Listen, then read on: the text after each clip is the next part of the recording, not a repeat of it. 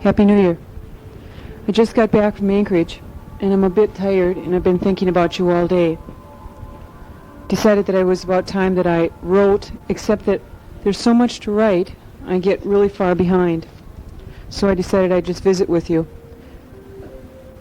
on the tape recorder rather than trying to break my arm. Besides, I'd rather talk with you than write anyway. Remember I told you that what kinds of activities we're going to go on for Christmas? Well, let me share from the day of Christmas and what kinds of things have been going on. And it'll probably be kind of dry, except it was really exciting, all the things that were going on. Tonight I'm sitting in my kitchen, and when I drove in tonight about 8:30, the moon was about a quarter full, better than quarter full, and it was really bright and shiny in the valley, in the Butte area where I'm living. In front of me, and now I can't see, the window is pitch black. I can see the yard light across the way, my co-worker's light. But that's pretty much all. I understand the other afternoon or evening, a moose and her calf walked in front of the house as she was going on her way over to the other side. I don't know if she was grazing or what the deal was, but tonight as I was coming back from Anchorage, there was a moose that was grazing alongside of the road. They're becoming quite common to me. I've seen them quite a few times. I was just really glad that this one didn't jump out in front of me. Well, let me start back on December 24th. First of all, thank you very much for the tape. I really enjoyed that. I guess I really miss you when you talk to me in the tape. I really love your letters. I miss you. It wouldn't make any difference if it were in a tape or in a letter. I guess that's just part of me. I so enjoyed hearing many of the other people's Christmas letters and what they had said. I know if I would have been there with you that I would have been able to read them all myself. And those, even though maybe I didn't know the person's name or recognize the things that they were saying, were so comfortable to me, and I was really pleased that you shared those letters with me. I've gotten a chance to share them with you for many years now, and I guess I kind of miss that. I got quite a few letters this year too. I finally got my letter out. Well, you know about when it came, and I was kind of unsure whether or not I'd get anything back. And there's been off and on letters that have come now, even after Christmas, which are even nicer, you know, when you get them late. Except that a lot of people, if you don't send them out early, just forget about them. They're just a late Christmas card, and they say, well, we'll put them on the list and write to them next year. So I sent out, probably about 200 letters this year, and looked at what I got back. It's about 120, so I'm going to be able to cut back my list quite a bit. I really enjoyed writing my letter, though. At first I didn't know what I'd say, and then I ran across some things that touched me, that felt good to me, like the book Johnny that I was telling you about. Well, I read Johnny, but then the second book, called One Step Further, was just such a treasure, and I hope you enjoy it too. I'm sending it to you. Mom, I think you will enjoy it, especially if you remember we sat at the TV and watched her one morning. I can't remember if she was on Billy Graham's show or whose show, but when you look at the pictures, I think you'll recognize who I was talking about.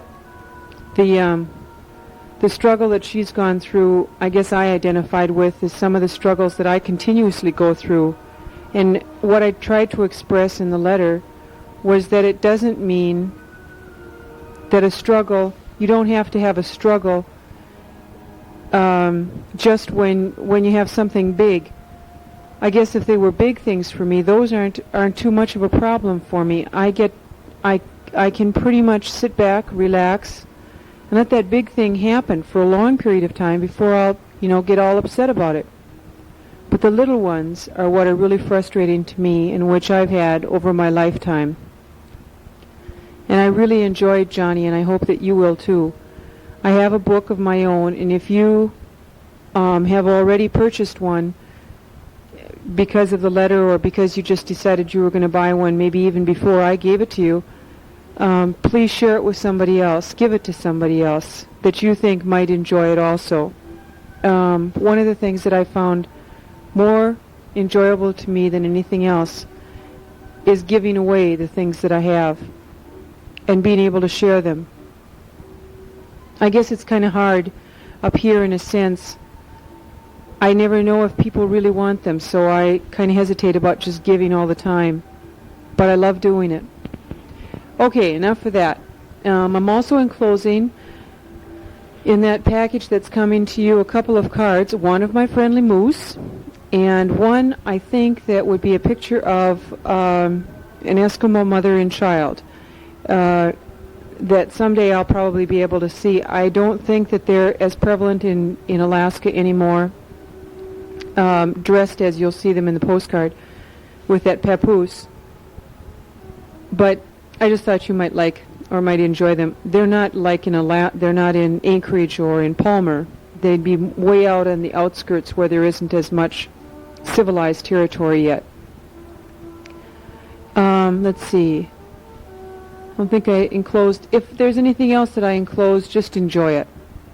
Okay, December 24th, Sunday. Christmas Eve day was kind of fun. Stan and Hazel worked on the bathroom and finished the shower. My apartment is still semi undone. They call some of these places that are in the process of being done the Alaskan home. Is the type of home that is constructed piecemeal. When they have some money, they add a little bit more. Well, that's not the case here, I don't think. I'm not being, I don't believe, too presumptuous in thinking that this man is quite slow in his preparation or really doesn't need anything as far as monetary level is concerned, because he does about a half hour to 45 minutes work. It's averaged out to that for the last month that I've been here, and it gets a little tiresome to come home and find either nothing done or so little change. I really think that maybe I'll be able to sit down and talk with him and ask him about when he thinks, time-wise, when he's going to finish up the last little bits and pieces that are left in the apartment. I really like the apartment. It's really neat. Mother, it's that same green that we had on the farm. It's a lime green, and it's really pretty. I think that's one of the things that made me fall in love with it. It really reminded me of being on the farm. Remember, I told you I didn't think I'd ever be able to live with green again, but I really enjoy it. It's funny. When people around here construct something, especially if they're going to make money off of it, they really don't care how they construct it. It's kind of a get it up and get it done with type of thing, except this one, they got it up and never got it done. But they used, and it's kind of like an on-off green. Spots are on and spots are off, so it's really kind of funny. I have electric heat, and most of the pieces, I know what you call those floorboards, like you've got in the kitchen with the electric heat coming through, is set up now. The windows are finally framed in, except for the two bedroom areas. He has everything else framed in. I'm not sure what really holds him up on getting some of these things done. We live about 6 miles out of town, and if he planned a little bit better, I think he could get ahead, but he runs to town when he forgets a latch or a hook or something, and so that's 12 miles of running. I don't think he's making much on the deal, but it's still, I really have to say, you'll be excited when you see it, because it's really, really pretty.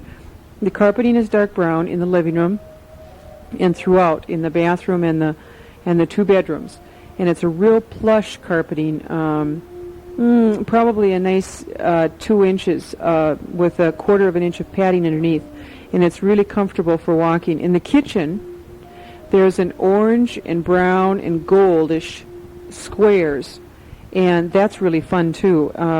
My colors are brown and orange, so it makes it kind of neat. In the kitchen, there's a dishwasher, which isn't hooked up yet. In fact, it's not even hooked up to the top of the counter, so it's kind of mobile. The appliances are all white. Electric stove and refrigerator, large-sized refrigerator, about the same size as what you had at home. The countertop is done in a Formica topping, and it's a light green in the background with gold and brown in it. And the cupboards are, I'm not sure what you'd call it. It's between the very dark brown and the oak, the light oak, in stain, and a lot of grain in the cabinets. So they're really pretty. And one day I told him, I said, I didn't know for sure when my things were coming, but I really hoped that we could just work on the kitchen and get the kitchen done, because at least I would know that room would be. And when my things came, I could just move them into the cupboards instead of having all this packed around. Well, then I thought he'd probably take the hint and get some of the other things like the floorboards and things like that done.